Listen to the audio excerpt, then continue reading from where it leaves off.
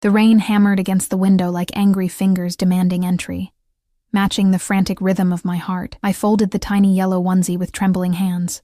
The soft cotton a stark contrast to the rough calluses I'd developed from months of scrubbing floors and serving drinks at Antonio Ricci's estate, 3 a.m, the only time I could be certain he wouldn't catch me.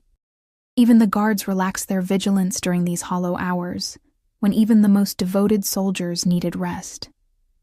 Just a little longer, I whispered to the barely there swell beneath my oversized sweater. 16 weeks along, my secret, my miracle. My escape plan's sudden, terrifying complication. I tucked the onesie between layers of plain t-shirts in my duffel bag, burying any evidence of my condition beneath mundane possessions. The doctor's appointment card was already committed to memory. The clinic's address in Toronto burned into my brain, a lifeline located precisely 437 miles from Antonio's reach, or so I hoped. I hadn't always been a prisoner in this gilded cage. 8 months ago, I was just Eliza Moore, 24 years old, exhausted waitress working double shifts at Carlo's, an upscale Italian restaurant that barely kept my rent paid and student loans at bay. That night, I'd spilled a glass of Barolo on a patron's custom suit. Not just any patron, Marco Venuti, Antonio Ricci's right-hand man. I still remember the silence that descended over the restaurant, the way everyone seemed to collectively hold their breath. Marco's face had darkened, his hand instinctively reaching inside his jacket. I'd apologized profusely, offered to pay for dry cleaning with money I didn't have, dabbed at the stain with trembling hands until a different hand, larger, adorned with a heavy gold signet ring, gently caught my wrist. Enough. The voice was deep, quiet, accented. A command wrapped in velvet. Looking up, I'd found myself drowning in eyes so dark, they absorbed the restaurant's dim lighting rather than reflected it. Antonio Ricci hadn't been seated at the table originally. He'd materialized from somewhere in the back of the restaurant, appearing like a shadow solidifying into human form. "Sir, I'm so sorry about your friend's suit. I'll make it right, I promise."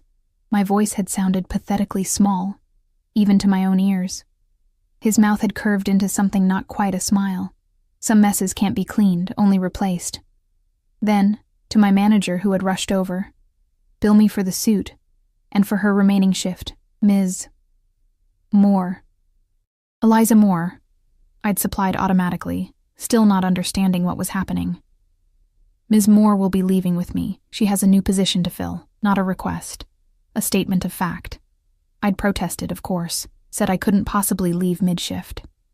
Mentioned responsibilities, rent due in 3 days. He'd simply placed a stack of bills on the table that made my manager's eyes widen, then guided me toward the door with a hand hovering near, but never touching, the small of my back. Outside waited a black Bentley with darkened windows and a driver who opened the door without meeting my eyes. I remember thinking I should run, scream, fight, do anything but slide into that leather interior that smelled of expensive cologne and subtle menace. But I was tired, so tired of struggling, of counting pennies, of working myself to exhaustion. And something in his eyes, not kindness exactly, but a focused interest I'd never experienced, made me hesitate just long enough for curiosity to override caution. That hesitation cost me my freedom. Now, 8 months later, I lived in a wing of Antonio's estate, ostensibly as his personal assistant. I managed his household staff, organized his social calendar, and eventually warmed his bed. Not by force. He'd never needed to resort to that, but through a slow, deliberate seduction that felt like drowning in honey. Sweet, overwhelming, and impossible to escape. I zipped the duffel bag closed, wincing at the sound that seemed to echo through my spacious bedroom. Antonio had given me everything a woman could want: designer clothes, jewelry, a platinum credit card with no limit. Everything except what I needed most: freedom. My hand drifted to my stomach again. I'd never planned on pregnancy. Antonio was careful, always. But nothing is foolproof, and the tiny life growing inside me changed everything. I couldn't raise a child in this world of shadows and violence, where hushed conversations in Antonio's study sometimes led to people disappearing, where even the gardeners carried concealed weapons. I slid the bag under the bed, knowing I'd retrieve it tomorrow while Antonio attended his monthly meeting with the other family heads. Marco would drive him. along with at least 4 guards. A 2-hour window, my only chance. Sleep eluded me for what remained of the night. When dawn painted my room in hues of gold and rose, I showered and dressed with mechanical precision, applying makeup to hide the shadows beneath my eyes.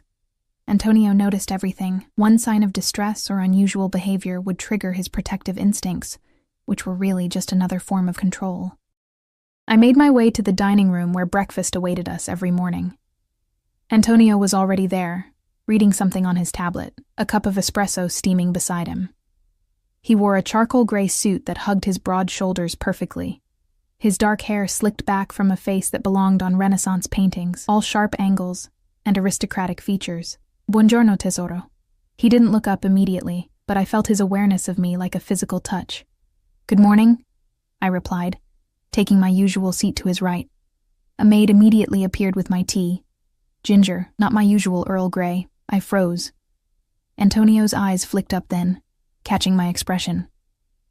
You've been nauseous in the mornings. Ginger helps with that, I'm told. My heart stuttered. How had he noticed? I'd been so careful, always making it to the toilet before getting sick, running the shower to mask any sounds. Just a stomach bug, I managed, forcing a smile. Nothing serious. His dark eyes lingered on my face for a moment too long before returning to his tablet. If it persists, Dr. Maloney will visit. I don't like seeing you unwell. I nodded, unable to form words around the panic climbing up my throat. Dr. Maloney was Antonio's private physician, who treated his family members and top lieutenants. If he examined me, my secret would be exposed immediately. I feel much better today, I lied, sipping the tea to appease him. It actually did help settle my churning stomach, which only increased my unease at his perceptiveness. Good. He set down his tablet and gave me his full attention, a rare and unsettling experience. Antonio's focus was a tangible force, like standing in a spotlight. The meeting today will run long. Family business. Don't wait dinner for me. I nodded again, hope flaring bright and dangerous in my chest. Will Marco be with you? And Stefano, Paolo, and Dante. He named his most trusted guards. Why do you ask? I shrugged, aiming for casual. Just wondering if Marco will be available to drive me to the bookstore. I finished everything on my nightstand. Antonio's expression softened marginally. He approved of my reading habits, often discussing books with me late into the night. It was during those conversations I could almost forget who he was, what he did. Almost. Take Vincent, he said, referring to one of the younger guards. He can accompany you. I forced another smile. Thank you. Breakfast continued with mundane conversation. I asked about his schedule, reminded him of an upcoming charity gala, and carefully constructed the facade of a woman content with her golden cage. All the while my mind raced through contingencies. Vincent was newer, less experienced than Marco. Perhaps I could lose him in a department store, slip out a service entrance. Antonio rose from the table eventually, straightening his already impeccable tie. He moved around to my chair, tilting my face up with a finger under my chin. His touch was gentle, always gentle, which made the implications of his power all the more terrifying. Be good while I'm gone, he murmured, leaning down to press his lips against mine in a kiss that lingered, promising and possessive. Against my will, my body responded to him as it always did, heart racing, skin warming. This chemical reaction between us was part of my prison, shackling me with needs and desires I couldn't fully control. When he pulled away, his eyes had darkened, and for a panicked moment, I thought he might cancel his meeting. Instead, he straightened, brushing a thumb across my lower lip. We'll continue this tonight, he promised, the words sending conflicting waves of dread and anticipation through me. Then he was gone, his security detail falling into formation around him as he strode through the mansion and out to the waiting cars. I watched from the window as the small convoy disappeared down the long driveway, forcing myself to wait a full 30 minutes more to ensure they wouldn't return for some forgotten document or last-minute change. When I was certain, I moved quickly. I changed into jeans and a sweater, items I rarely wore since Antonio preferred me in dresses. I retrieved my duffel bag, adding a framed photo of my parents, long deceased, and the emergency cash I'd slowly accumulated from the shopping money Antonio gave me each week. Heart pounding, I made my way toward the service entrance near the kitchen. Vincent was in the security office, monitoring cameras. My path would take me through a blind spot I'd identified months ago, a space between the pantry and the staff exit where the camera's angle couldn't quite reach. The kitchen was empty except for Mrs. Rossi, the head cook, who was preparing dough for tonight's dinner. She glanced up, eyebrows rising at my casual attire. "Going somewhere, miss?" "Just to get some fresh air in the garden," I replied, with a smile I didn't feel. "Doctor's orders for this lingering stomach bug." She nodded sympathetically. "The air will do you good. Shall I bring you some tea there?" "No, thank you. I'll be back inside shortly." Each step toward freedom felt simultaneously like floating and wading through quicksand. I slipped through the pantry, counting my heartbeats, and edged along the wall toward the exit. The door opened silently. I'd oiled the hinges myself last week, and then I was outside, the autumn air cool against my flushed skin. I stuck to the hedgerow, keeping low, making my way toward the service gate where deliveries came through. Unlike the main entrance, this gate was manned by only one guard, typically the newest or lowest-ranking member of Antonio's security team. Today, it was Leo, barely 22, and still eager to impress. I'd made a point of being kind to him, bringing him coffee during cold morning shifts, remembering details about his mother in Sicily, building an alliance I hoped would now pay dividends. I approached openly, waving as if this were the most natural thing in the world. "Morning, Leo," I called, forcing brightness into my voice. He straightened immediately. "Miss Moore, I didn't know you were going out today." I rolled my eyes conspiratorially. Last-minute errand for the boss, birthday gift for his sister, this was calculated. Leo was new enough that he might not know Antonio was an only child. He wants it to be a surprise, so... I pressed a finger to my lips. Leo hesitated, his training warring with his desire to please. "I should call Vincent to drive you. Vincent's busy with security checks," I lied smoothly. "Antonio said I could take a taxi to the boutique and back. It's just downtown, 15 minutes away." I glanced at my watch. "The shop closes for a private client at 11, so I really need to hurry." Another hesitation, shorter this time. "I should log this." "Of course," I agreed readily. "But maybe after I'm gone, if Vincent hears, he'll insist on coming along, and then the surprise will be ruined." I leaned closer, lowering my voice. "Between us, I think Antonio's testing Vincent's attention to detail, to see if he notices I've slipped away." This tipped the scales. Leo nodded, understanding the implicit message. "Don't be the one to ruin the boss's test." "The taxi is meeting me just outside," I added, cementing the lie. "I'll be back before lunch." Leo pressed the button to open the service gate. The grinding mechanism sounded like freedom, like hope, like terror. I thanked him with a brilliant smile and walked. Not ran, never ran, through the opening and down the service road that would lead eventually to the main highway. Once out of sight of the gate, I pulled out my burner phone, purchased months ago during a rare supervised shopping trip hidden in the lining of my winter coat, and called for an actual taxi to meet me at the gas station a mile away. Then I began walking, each step carrying me further from luxury and closer to uncertainty. I was halfway to the gas station when the sound of an engine made me freeze. It was too soon for Leo to have raised an alarm, too soon for anyone to be looking for me. But paranoia had become my constant companion, and I ducked behind a large oak tree, peering around its trunk as a black sedan slowed beside the spot where I'd been walking. The window lowered, revealing a middle-aged woman with a concerned expression. "Are you all right, dear?" she called. "Do you need a ride somewhere?" A civilian, an ordinary person. The relief made me dizzy. "I'm fine," I replied, emerging from behind the tree, embarrassed by my reaction. "Just waiting for my taxi." "It's meeting me at the gas station," she frowned. "That's still a fair walk. I'm headed that direction if you'd like a lift."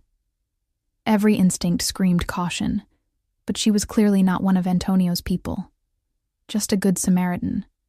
And every minute I remained on this road was another minute I could be spotted. "Thank you," I said, approaching her car. That's very kind. The woman introduced herself as Margaret, a retired school teacher headed into town for her weekly bridge game. She chatted amiably about the unseasonable cold, her grandchildren in Boston, the rising price of groceries, normal concerns from a normal life that felt alien to me after months in Antonio's world. "And where are you headed, dear?" she asked as we approached the gas station. "Toronto," I said, the word tasting like freedom on my tongue. "Just need to catch a taxi to the bus station." Margaret's eyebrows rose. "That's quite a journey. Family there?" "A fresh start," I replied, offering no further explanation. Something in my tone must have communicated more than my words, because Margaret's expression softened with understanding. She didn't ask more questions, just pulled into the gas station and wished me luck with a warmth that brought unexpected tears to my eyes. The taxi arrived 15 minutes later. I directed the driver to the bus station in the neighboring town rather than the local one, another precaution against being found too quickly. During the ride, I kept checking the rear window, half expecting to see one of Antonio's black SUVs appearing in pursuit. At the station, I purchased a ticket for the next bus to Buffalo, which would depart in 40 minutes. From there, I would cross into Canada and continue to Toronto. The clerk barely looked at me as he processed my payment in cash, giving no indication that my face meant anything to him. Why would it? Despite Antonio's prominence in certain circles, he kept a low public profile. His power operated in shadows, not spotlights. I found a seat in the furthest corner of the waiting area, positioning myself to watch both the entrance and the large windows overlooking the parking lot. Every person who entered sent a jolt of adrenaline through my system, but none were the broad-shouldered figures of Antonio's security team. The minutes crawled by. I tried to eat a granola bar from a vending machine but couldn't manage more than a few bites. My phone, my real one, not the burner, remained switched off and buried at the bottom of my bag. By now, Vincent had surely discovered my absence. How long before he alerted Antonio? Before the full might of Antonio's organization mobilized to find me. "Now boarding for Buffalo," announced a bored voice over the intercom. I shouldered my bag and joined the small queue of passengers, mostly elderly travelers and college students, normal people with normal lives. I would be one of them soon. Anonymous. Free. The bus was half empty, allowing me a row to myself. I took the window seat, pressing my forehead against the cool glass as the engine rumbled to life. Outside, pigeons scattered across the parking lot, taking flight in a synchronized panic that made my heart stutter. I scanned the lot frantically, seeking the cause of their alarm, and saw him, not Antonio. Marco. He stood beside a black Escalade, sunglasses concealing his eyes, phone pressed to his ear. He wasn't looking toward the bus, wasn't moving toward the station, yet. My body went cold, then hot, then numb. How had they found me so quickly? Leo must have called Vincent despite my instructions, or perhaps the cameras I'd thought I'd avoided had caught me after all. Antonio's reach was longer, his resources greater than I'd calculated. The bus pulled away from the station, and Marco's head turned, tracking the movement. For one terrible moment, I thought he'd seen me, but the tinted windows of the bus protected me from view. Still, I slid down in my seat, using my duffel bag as a shield between me and the window as the bus lumbered onto the main road. I didn't breathe properly until we'd been driving for 20 minutes, the station far behind us. Even then, I remained vigilant, studying each vehicle that passed or followed us for too long. When we stopped at a rest area halfway to Buffalo, I stayed on the bus, ignoring my bladder's protests. I couldn't risk being seen, couldn't risk stepping out into the open. The 4-hour journey to Buffalo felt like 40. By the time we arrived, my nerves were frayed, my muscles cramped from maintaining tension for so long. I waited until all other passengers had disembarked before making my own exit, scanning the new station for familiar faces. Nothing, no one. I hurried to the women's restroom, locking myself in a stall to finally relieve my screaming bladder and collect my thoughts. The border crossing would be the next challenge. I had my passport. Antonio had never restricted my documents, confident in other means of keeping me tethered to him. But crossing international boundaries meant security cameras, official records of my passage, breadcrumbs for Antonio to follow. But I had no choice. Toronto offered the anonymity of a major city and, more importantly, the specialized prenatal clinic I'd researched obsessively. My baby, our baby, would need careful monitoring due to my medical history.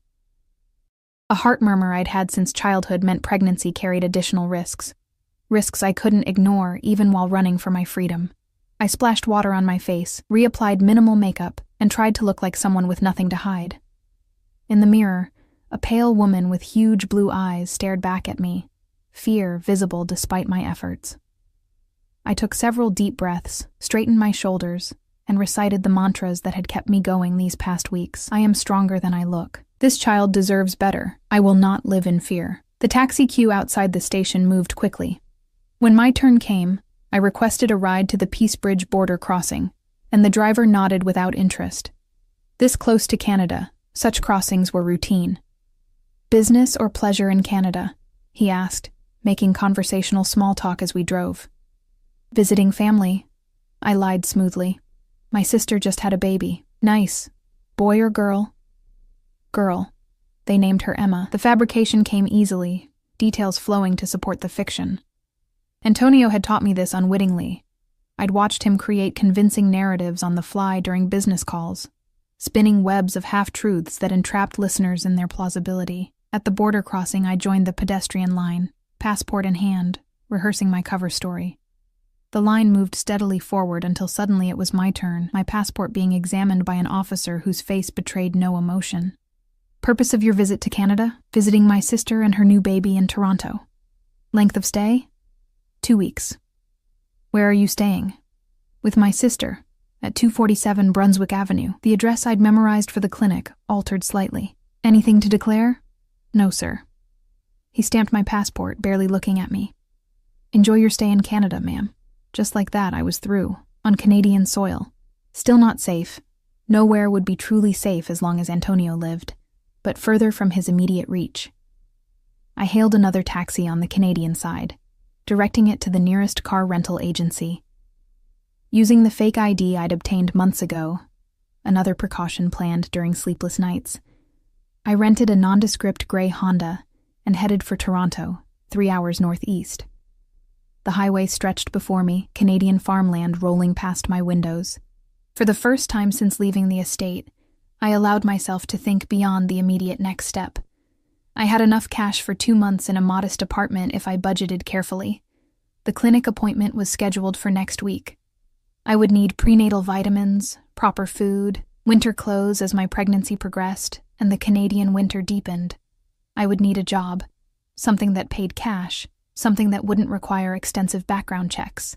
Waitressing again, perhaps, though the irony of returning to the profession that had delivered me to Antonio in the first place wasn't lost on me. Most of all, I would need to disappear. New name, new appearance, new life.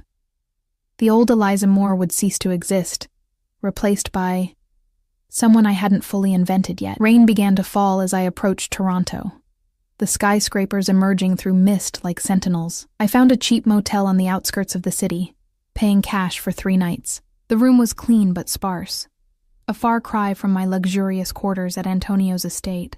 The contrast didn't bother me. This shabby room represented choice, not captivity. I showered, letting hot water sluice away the journey's tension, then collapsed onto the bed. Exhaustion claimed me immediately, pulling me into dreams filled with pursuing shadows and dead ends. I woke disoriented, the unfamiliar ceiling confusing me until memory rushed back. Free. I was free.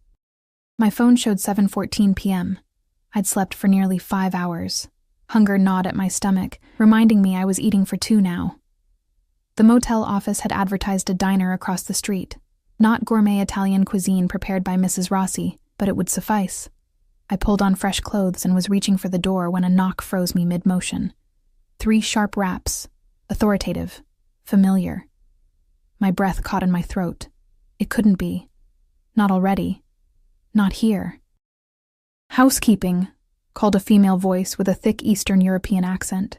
Relief made my knees buckle. "No, thank you," I called back. "I don't need service today." "Okay, sorry to disturb," came the reply, followed by the sound of a cart rolling away. I waited several minutes before opening the door, peering out cautiously before stepping into the evening air. The diner's neon sign buzzed across the street, promising hot food and normalcy. Inside, I slid into a booth and ordered a cheeseburger, fries, and a prenatal-safe herbal tea I'd researched. The waitress raised no eyebrows at my order or my solitude, just another traveler passing through. Invisible in the most wonderful way. As I waited for my food, I pulled out the burner phone and searched for local apartments for rent. Tomorrow I would begin viewing places, prioritizing buildings with security entrances and multiple exit routes. The clinic was in a neighborhood called the Annex. Perhaps I could find something nearby. My food arrived, and I devoured it with an appetite that surprised me. The simple meal tasted better than any of the gourmet dishes I'd grown accustomed to.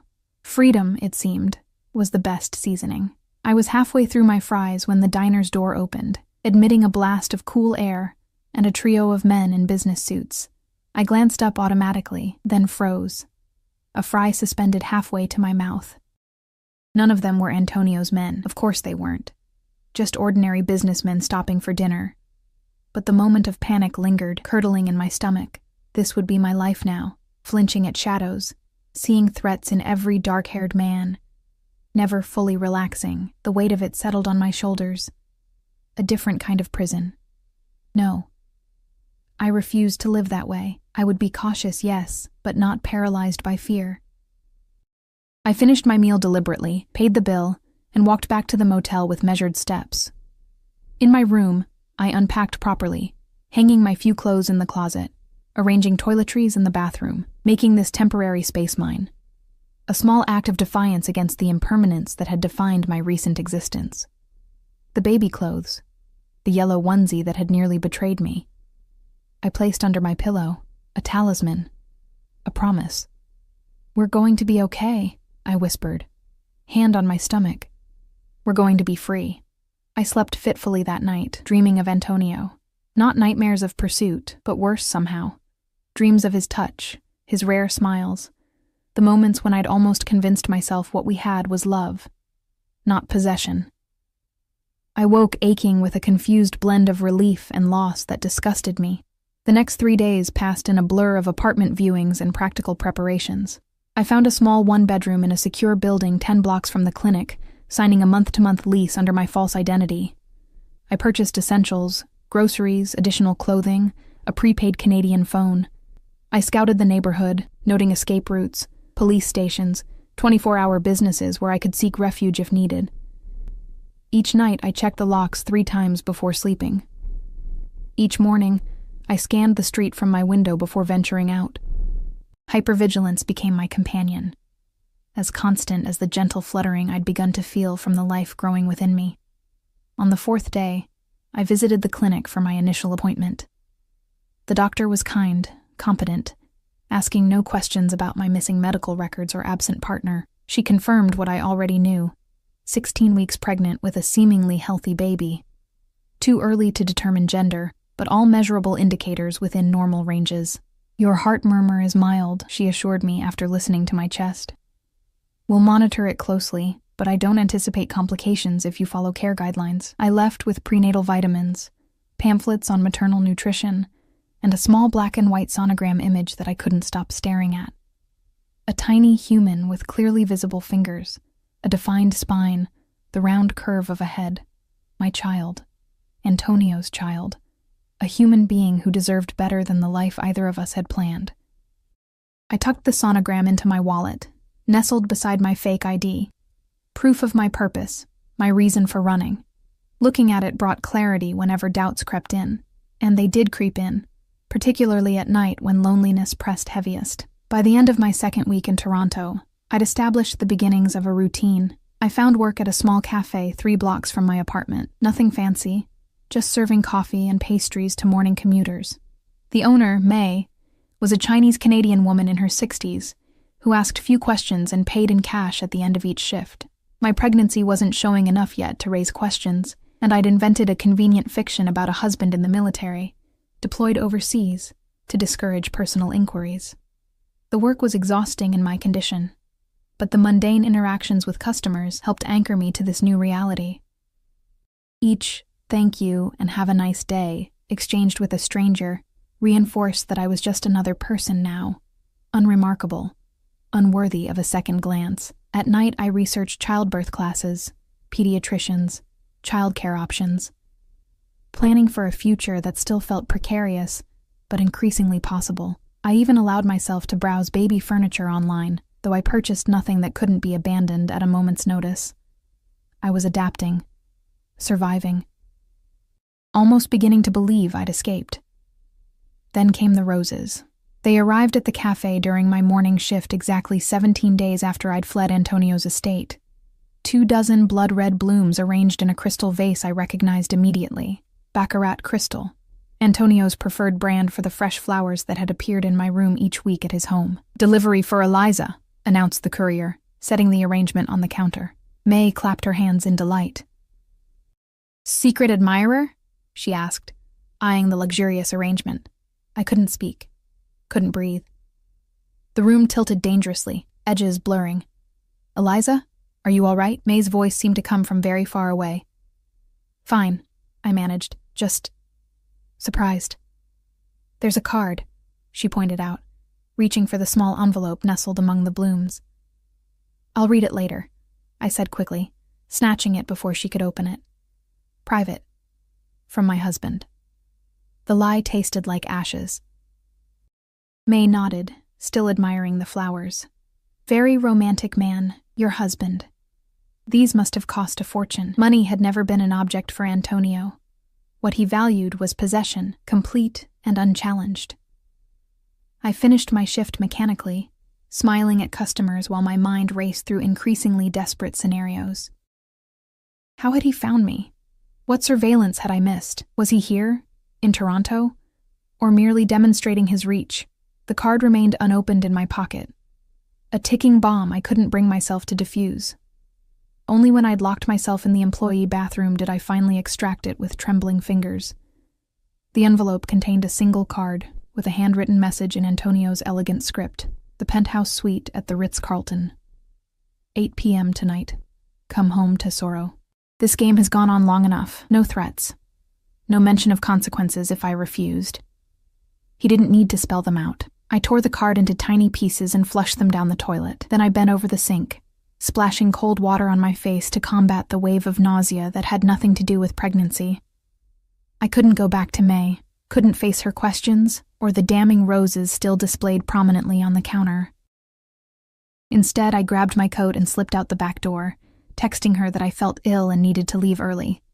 Outside, the November air bit at my cheeks, but I barely noticed. My eyes darted in every direction, searching for watchers, for the familiar silhouettes of Antonio's security team. The street looked normal. Commuters hurrying past, a mother pushing a stroller, construction workers repairing a storefront. But normalcy meant nothing. Antonio's people excelled at blending in. I walked briskly toward my apartment, then abruptly changed direction, ducking into a department store. I wandered through cosmetics, housewares, and women's clothing, constantly checking behind me, before exiting through a different door. From there, I caught a bus heading west, away from both my apartment and the Ritz-Carlton, and rode it to the end of the line. I found myself in a suburban neighborhood I didn't recognize, with chain restaurants and big-box stores lining a wide avenue. Anonymous. Interchangeable with 1,000 similar North American neighborhoods. I ducked into a chain coffee shop and ordered herbal tea, claiming a table in the corner with clear sightlines to all entrances. Think, Eliza, think. I couldn't return to my apartment. It was surely compromised. Couldn't go back to the cafe. Couldn't access what remained of my emergency cash, hidden in a lockbox under my bed. All the careful preparations of the past 2 weeks, rendered useless in an instant. I could run again. Find another city, another identity. But how long before Antonio found me there too? His network was vast, his resources seemingly limitless. And I was pregnant, increasingly vulnerable, with dwindling funds and no support system. The alternative, meeting him at the Ritz, accepting whatever terms he offered, made my stomach clench. I knew Antonio. He wouldn't physically harm me, especially not while I carried his child. But he would never forgive this betrayal.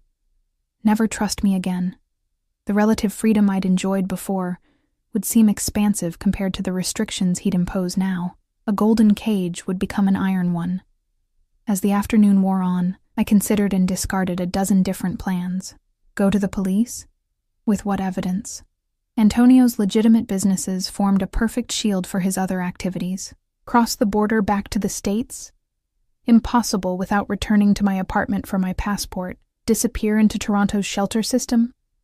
Unsustainable in my condition, and too risky for the baby's health. By 6 o'clock, resignation had settled like lead in my stomach. I had no viable alternatives. I would meet Antonio, negotiate whatever terms I could for my child's future, and accept the consequences of my failed escape. I hailed a taxi to the Ritz-Carlton, a gleaming tower in downtown Toronto. The lobby was exactly what one would expect. Marble floors, tasteful lighting, discreet staff who betrayed no reaction to my casual attire among the well-heeled guests. I approached the front desk with as much confidence as I could muster. "I'm expected in the penthouse suite," I said simply. The clerk nodded, reaching for a key card. "Mr. Ricci mentioned you would be arriving, Ms. Moore. The private elevator is to your right." Of course he'd used his real name. Antonio didn't need aliases or subterfuge. His power was such that he operated in plain sight, confident in his untouchability. The private elevator required the key card to access the penthouse level. As it ascended, I studied my reflection in the mirrored walls. Pale face, shadows beneath my eyes, hair pulled back in a simple ponytail. So different from the polished appearance Antonio preferred. Let him see what his pursuit had reduced me to. The elevator opened directly into the penthouse foyer. Beyond, floor-to-ceiling windows showcased Toronto's glittering skyline, the CN Tower illuminated against the night sky. The suite was immense, decorated in creams and golds, fresh flowers everywhere. Roses again, their sweet scent cloying in the heated air. Eliza. My name, spoken in that familiar accent, sent a shiver down my spine. I turned slowly. Antonio stood by the fireplace, one hand in the pocket of tailored trousers, the other holding a tumbler of amber liquid. He wore no jacket, just a crisp white shirt with rolled sleeves revealing powerful forearms. His dark hair was shorter than when I'd left, emphasizing the sharp angles of his face. But it was his eyes, those impossibly dark eyes, that captured me, as always. They revealed nothing while seeing everything. "You're late," he observed, glancing at his watch. "It's 8:17.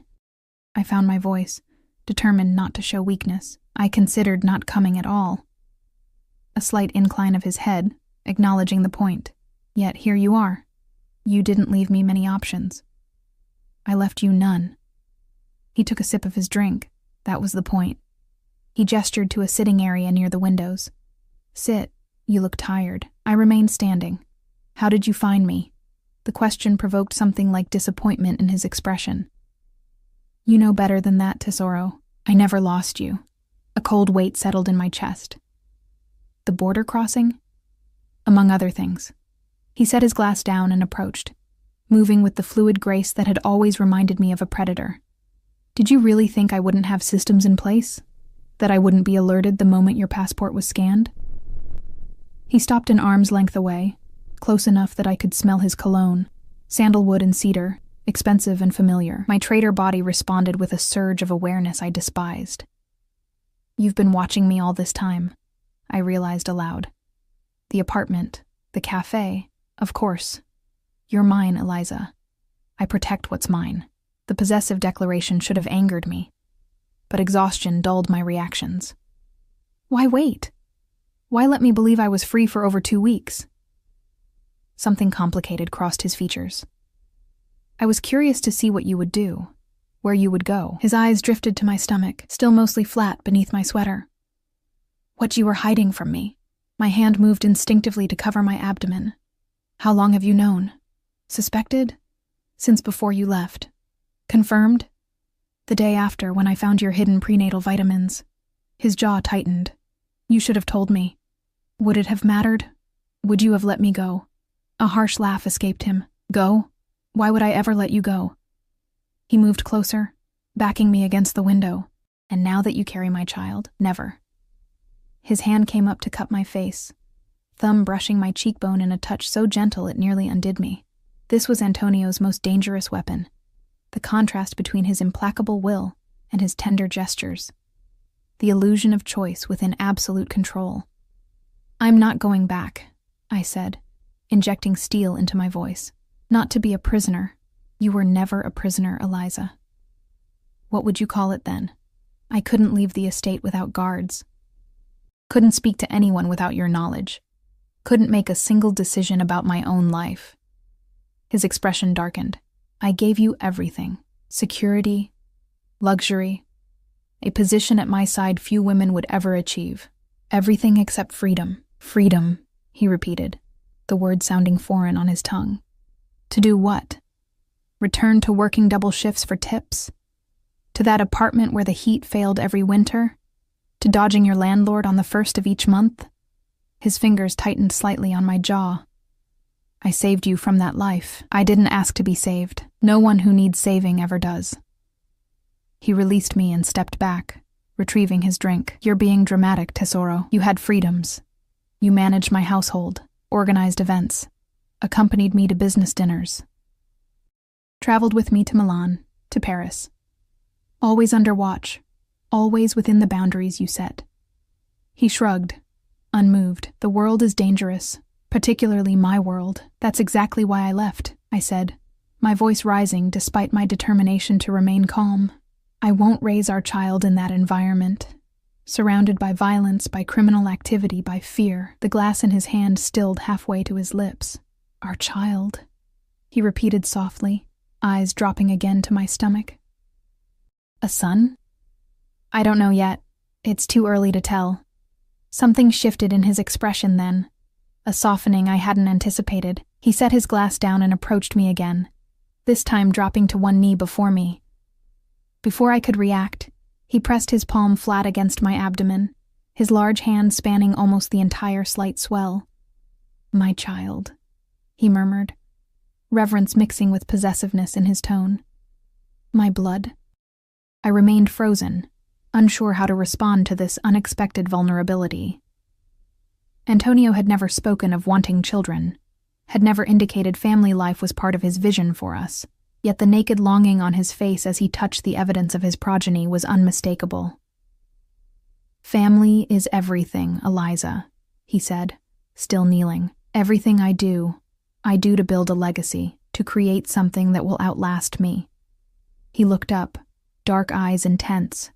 "This child changes everything." "How?" I asked cautiously. "How does it change anything?" He rose smoothly to his feet. "You will come home. Both of you will come home. But things will be different." "Different how?" "You want freedom? I will give you parameters within which you can move freely. You want safety? I will increase security, ensure no harm ever comes to either of you." His hand cupped my face again. "You want recognition? I will marry you, make you officially mine in the eyes of the world." The offer stunned me. Antonio had never mentioned marriage before.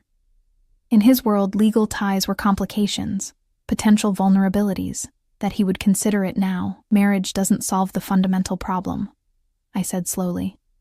"Your business, your lifestyle, cannot be changed entirely," he interrupted, "but can be adjusted.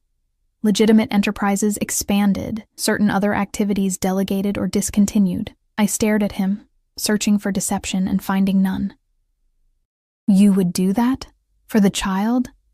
"For my family," he corrected.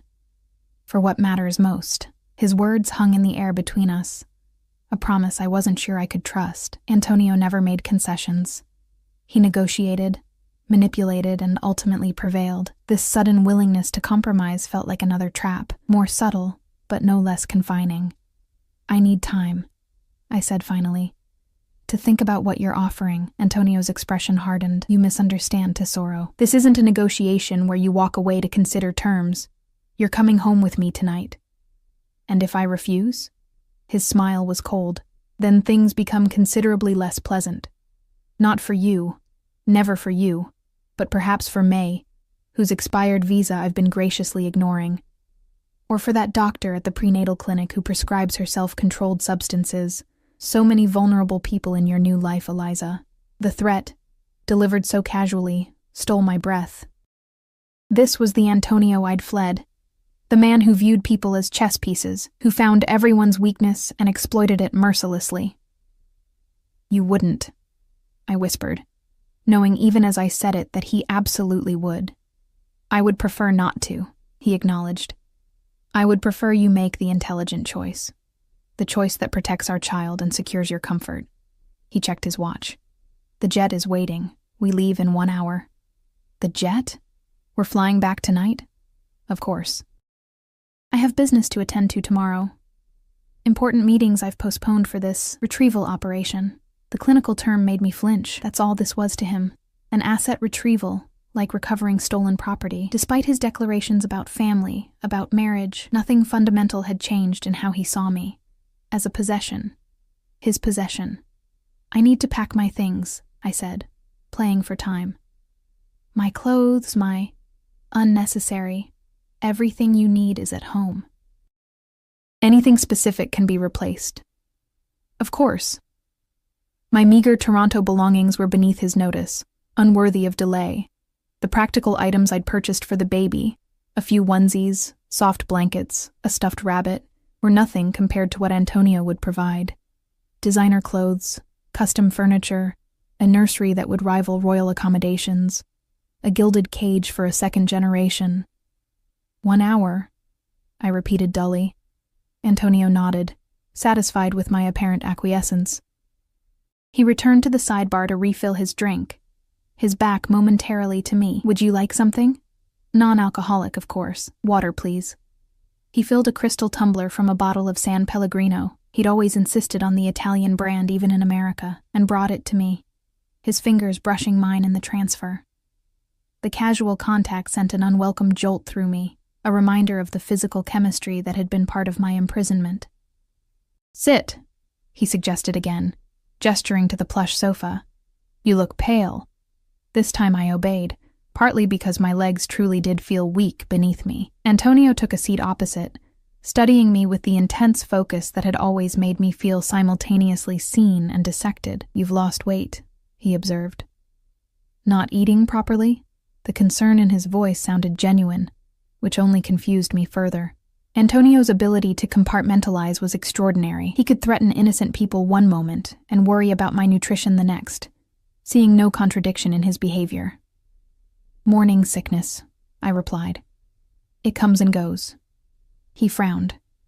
"Dr. Maloney will examine you as soon as we return. You'll have whatever specialists you need." His gaze softened marginally. "No expense will be spared for your care or the child's. You know that." I did know that. Antonio's generosity had never been the issue. It was the price of that generosity, complete surrender of autonomy, that I couldn't accept. "And after the baby is born?" I asked. "What then? Will I be allowed to take them for walks without an armed escort? To choose their school without your approval? To visit my friends without reporting my whereabouts?" "You have no friends, Eliza," he said bluntly. "You had acquaintances before me. Co-workers, former classmates, none of whom reached out when you disappeared from your old life, and you've made no meaningful connection since." He leaned forward. "I am your world. I have been since that night at Carlo's. The sooner you accept that reality, the happier you'll be." The worst part was that he wasn't entirely wrong. My life before Antonio had been a lonely struggle for survival, working too many hours to maintain real friendships. And he had systematically isolated me since, ensuring my emotional dependence matched my financial one. "That's not normal," I said quietly. "It's not healthy. Normal is a luxury for ordinary people," he replied. "Neither of us is ordinary, Tesoro. Certainly, our child won't be." I sipped my water, mind racing for options, for leverage, for any path that didn't lead back to complete capitulation. But Antonio had outmaneuvered me at every turn. He'd found me with ease, neutralized my meager attempts at independence, and now held others hostage to my compliance. "You said things would be different," I reminded him, grasping at the one thread of hope. "What exactly did you mean?" Antonio set his glass down, steepling his fingers in a gesture I recognized from his business negotiations. "As my wife, you would have certain additional protections and privileges. Legal rights to property, to financial assets. I don't care about money." Everyone cares about money, Eliza. Those who say otherwise simply haven't experienced true poverty. His tone was didactic, as if educating a naive child. But beyond financial security, you would have status within the family, respect and deference from my associates, a voice in matters that concern our household and our child, but not in your business. No, never that. His expression hardened. Those boundaries remain absolute. Even the legitimate businesses? He considered this, head tilting slightly. Perhaps in time, certain aspects. You have a good mind for organization, for detail, skills that could be useful in the right context. It wasn't much, but it was the first genuine concession he'd offered. A small acknowledgement of my capabilities beyond decorative companion and mother of his heir. And the security, the constant supervision, non-negotiable, particularly now. His eyes dropped to my stomach again. But we can discuss adjustments, protocols that feel less intrusive while maintaining necessary protection. I thought of the guards who followed me through department stores, the cameras in every room of the estate, the drivers who reported my every movement. Define, less intrusive. Female guards for personal shopping, private areas of the estate without surveillance, scheduled time alone if you require it. His jaw tightened. Within secure parameters. Again, small concessions. Crumbs of autonomy offered as if they were feasts. Yet compared to my previous existence in his world, they represented progress. The question was whether they were genuine offers or merely temporary enticements to secure my compliance. And if I agree to all this, I said carefully, how can I trust you'll keep your word? That these adjustments won't disappear the moment we're back on American soil? Antonio's expression darkened. Have I ever broken a promise to you, Eliza? Ever said one thing and done another? I had to admit he hadn't. Antonio's peculiar moral code included absolute honesty with those in his inner circle. He might omit information, might manipulate through selective truth. But outright lies were beneath him. No, I conceded. But this situation is different. I betrayed you. Ran from you. Most men would. I am not most men, he interrupted sharply, and you are not dealing with a wounded male ego. This is business, Eliza. You are an asset who attempted to self-extract. I've recovered you. Now we renegotiate terms to prevent future extraction attempts. His clinical framing should have offended me, but there was something almost reassuring in his pragmatism. Antonio approached everything as a transaction, a series of calculated moves. Emotion rarely clouded his decisions, which made his promises, however limited, more reliable than passionate declarations would have been. And the child? I pressed. What role do you envision for yourself as a father? Something shifted in his expression then, a complexity I couldn't fully interpret. I never knew my father, he said after a moment. He was killed when I was an infant. My mother raised me alone until her brother, my uncle Salvatore, took us in. His eyes grew distant. Salvatore became my model, my mentor. He taught me everything. Business, respect, family loyalty. A pause. I will be present for my child in ways my father couldn't be. It was the most personal information Antonio had ever shared with me. In our months together, he'd revealed little about his childhood or his path to power. This glimpse into his past, into the forces that shaped him, gave me pause. You want to be involved, I said. Not just financially, but actually involved in raising them. Of course. He looked genuinely surprised at my doubt. My child will know me, will learn from me, will understand their heritage and responsibilities. His expression softened almost imperceptibly, but will also be protected from the harsher aspects of that heritage, at least until they're of age. I tried to picture it. Antonio reading bedtime stories, attending school functions, teaching a toddler to walk. The images wouldn't quite form, yet I couldn't deny the sincerity in his voice when he spoke of fatherhood. Whatever else Antonio might be, he valued family above all else. Our child would be cherished, if also burdened by expectations I couldn't fully imagine. One last question, I said, setting my water glass down. Why marriage? Why make it official? It's a complication you've always avoided. Antonio rose and moved to sit beside me on the sofa, close enough that I could feel the heat radiating from his body. "Several reasons," he said, his voice dropping to a register that had always affected me deeply. "Legally, it provides the strongest protection for both you and the child. Strategically, it sends a message to potential rivals about your importance to me." He reached out, tucking a strand of hair behind my ear, his fingers lingering against my skin. "And personally, I find I want it. Want you to bear my name, want that commitment between us." His candor caught me off guard. I'd expected a purely practical explanation, not this hint of emotional investment. Antonio didn't do vulnerability, didn't expose inner desires, that he would admit to wanting this bond between us, not just for practical advantages but for personal reasons, suggested a depth of feeling I hadn't anticipated.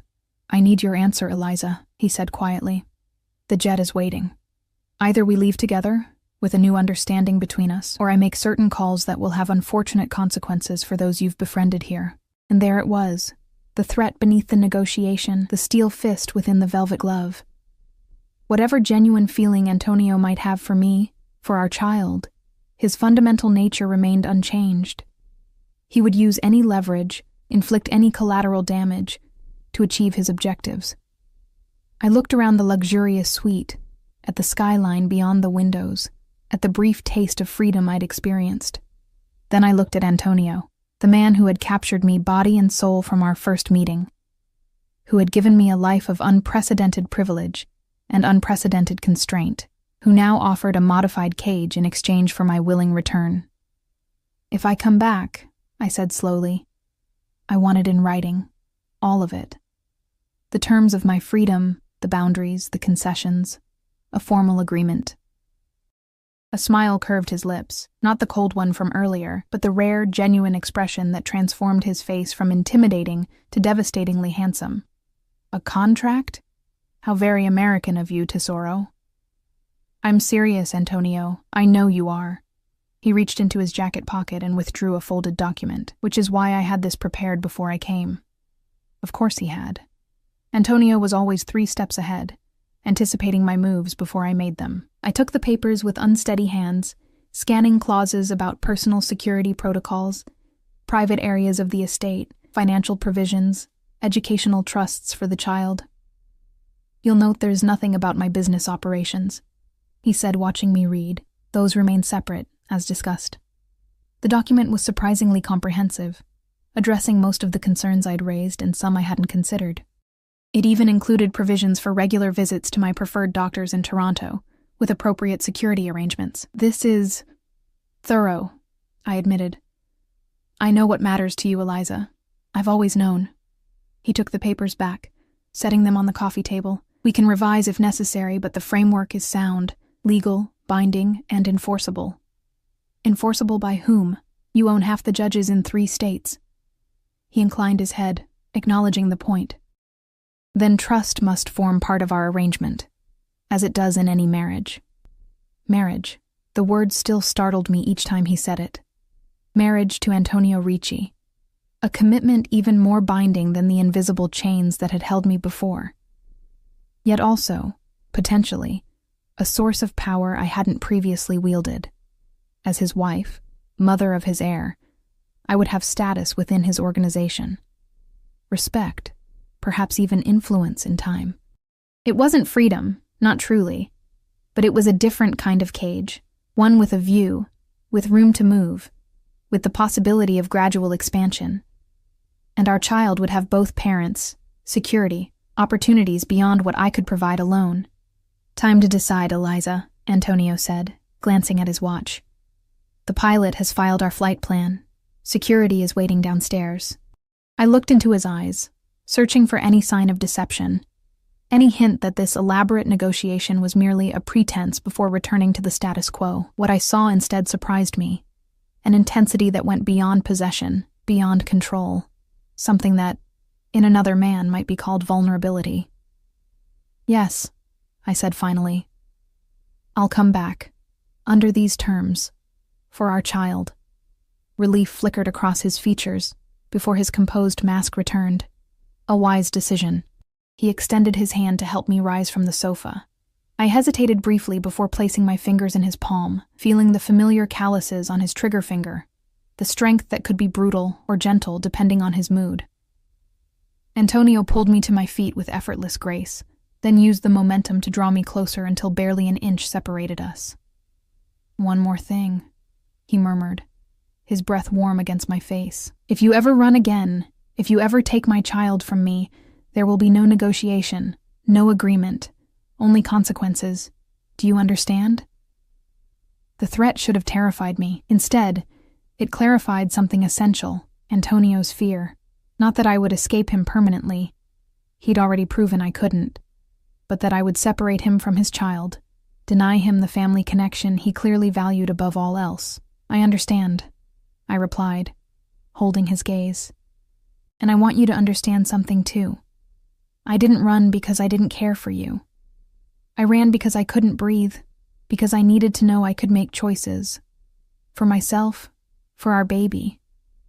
If you really want me back, not just as a possession, but as a partner, then you need to let me breathe." Something shifted in his expression. Surprise, perhaps at my boldness, or at the implicit admission that I cared for him despite everything. "I need you," he said simply. Words I'd never expected to hear from Antonio Ricci, who needed no one, who had built an empire on self-sufficiency and calculated advantage. Before I could respond, he closed the remaining distance between us, his lips finding mine in a kiss that was both possession and plea. My body responded instantly, traitorously to his touch. The chemistry between us had always been undeniable, a force as powerful as his will or my fear. His hands cradled my face with surprising gentleness, thumbs stroking my cheekbones as if I were something precious rather than retrieved property. When we finally broke apart, both slightly breathless, I saw a new determination in his eyes. "You'll have your space to breathe," he promised. "But you'll do it by my side, as my wife, as the mother of my child." "When?" I asked. "This wedding you've suddenly decided is necessary?" "Next week. Small ceremony at the estate. Just family and the necessary witnesses." His tone made it clear this detail had already been arranged, another decision made without my input. I stiffened. "That's exactly what I'm talking about, Antonio. You've already planned everything, haven't you? Without asking what I might want?" He frowned slightly. "It's more secure that way, private, protected. It's also another example of you making unilateral decisions about my life." I stepped back, creating space between us. "If we're going to try this new arrangement, this partnership you claim to want, then it starts now, not after the paperwork is signed, not after we're back on your territory. Now." Antonio's eyes narrowed, but he didn't immediately dismiss my objection.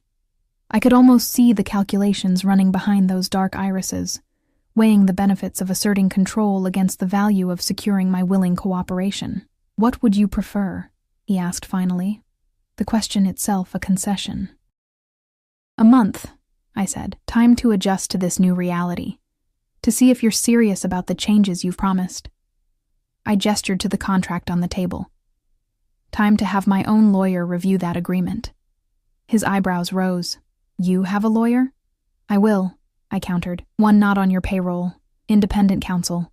A muscle ticked in his jaw. "That creates security concerns." "Then vet them. Run your background checks. But I need someone looking out for my interests, not yours." Again, that calculating pause. Then, unexpectedly, a slight smile. "You've changed, Tesoro, grown claws while you were away." "I've always had them. You just never gave me reason to use them before." His smile deepened to something like approval. 2 weeks, he counter-offered. "Enough time for your independent review. The ceremony happens at the estate, with full security protocols, non-negotiable." It wasn't everything I'd asked for, but it was more than I'd expected to receive. Agreed. "And I choose my own dress." This earned a genuine laugh, the rare, unguarded sound that had first made me see him as a man rather than a monster. "The dress is yours to decide. Everything else, guest list, security, timing, remains mine."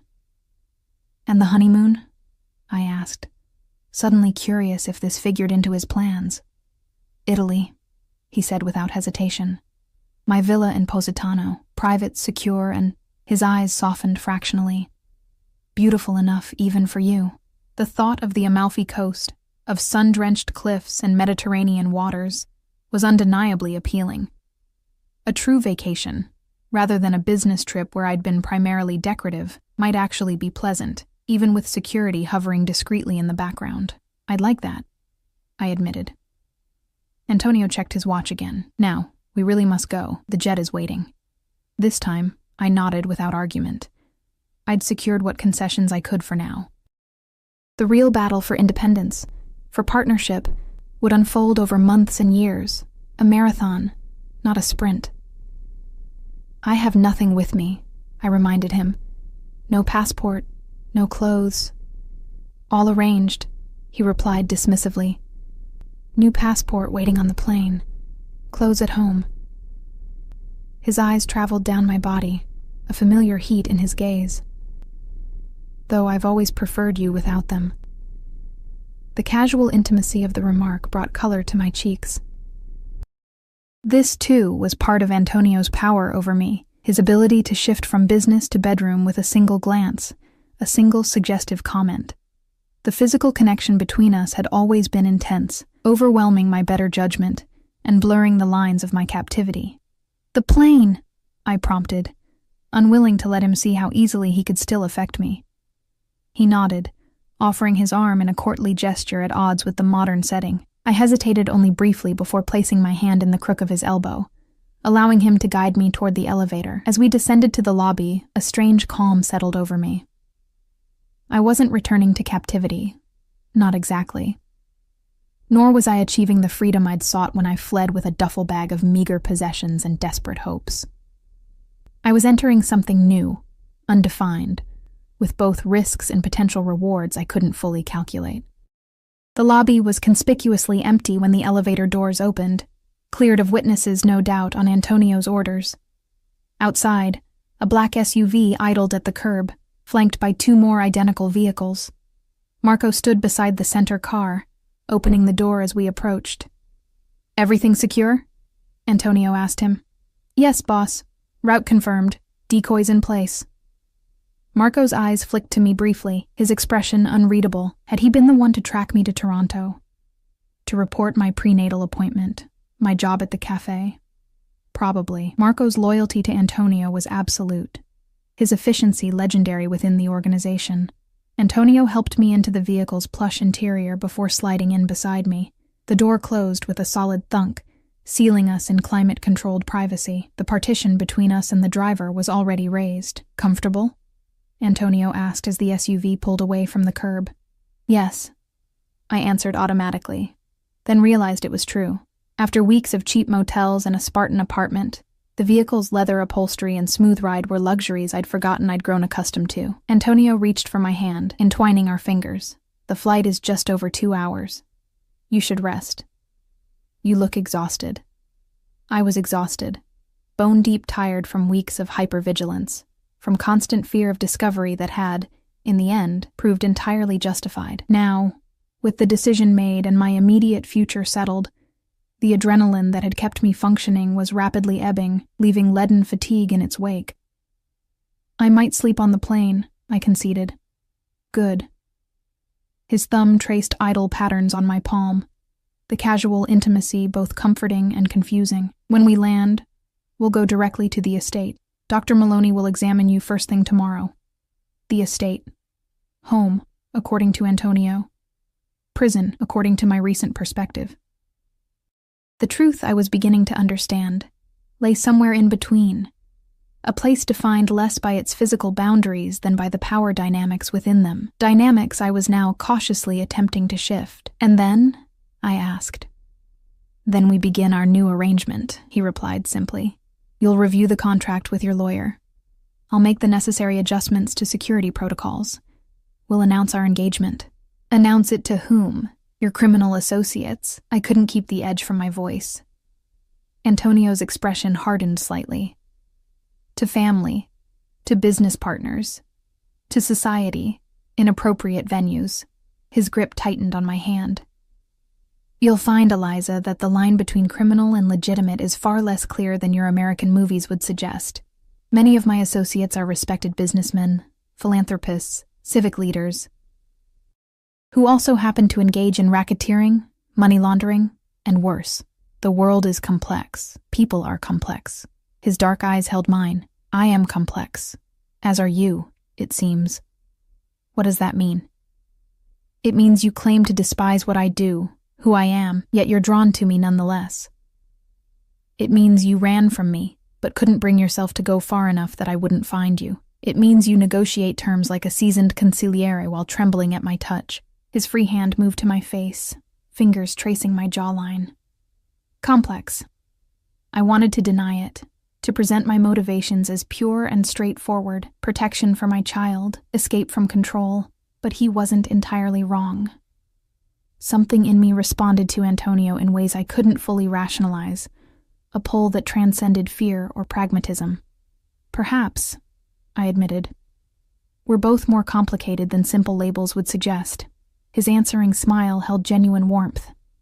This is why you fascinate me, Eliza. Just when I think I have you categorized, you surprise me.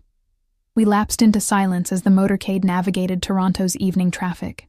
Through tinted windows, I watched the city I'd briefly called home recede, the anonymous streets where I'd walked without guards, the cafe where I'd earned honest wages, the clinic where I'd first seen visual evidence of the life growing inside me. A chapter closing, neither entirely failure nor success.